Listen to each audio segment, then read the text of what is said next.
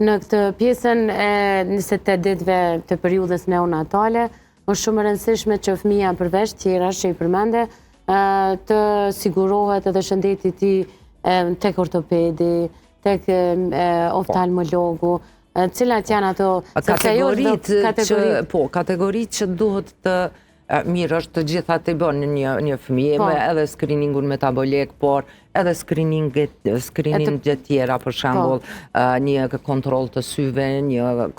të dëgjimit, testet e dëgjimit, një ultrazat të zemrës, një ultrazat të abdomenit, të barkut, kokës e tjera. Të gjitha ne mund t'i bëjmë dhe jemi të profesionalizuar dhe të profilizuar si cili në pjesën e vetë. Mirë po kategori që ishtë dashtë pa tjetër që të shkojnë dhe të bëjnë këtë screeningun e syve dhe të dëgjimit janë fëmijët e parakoshëm, që qëndrojnë shumë gjatë në respirator, në ato aparatet ku i për të mbështetja respiratore, apo do më thonë din edhe të gjithë se oksigjeni, nëse rrinë për një kohë të gjatë, do më thonë beba në atë ambient, mund të damtoj retinën e syve dhe pa tjetër që duhet të bëhet një screening, do më thonë një kontrol. Po jo të gjithë fëmijët nëse lindin me peshë normale, në termin, dhe është gjithçka në rregull, nuk është e patjetër, por pse jo, pse mos t'i bën,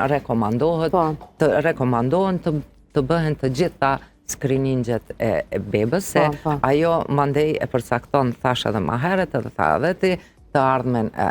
fëmijës. Nëse për shembull ka raste nuk ndëgjon, atëherë sa më herët që të diagnostifikohet edhe trajtimi është shumë më mirë, kur fillon me fol fëmija, ka shumë raste kur nuk ndëgjon se kanë ditë, për shembull ka pas në infekcion nana, zakonisht rubeolla e këto i shkaktojnë që ato, dhe është bë fëmija 3-4 vjeç, tek atëherë është konstatu se nuk kanë dëgju.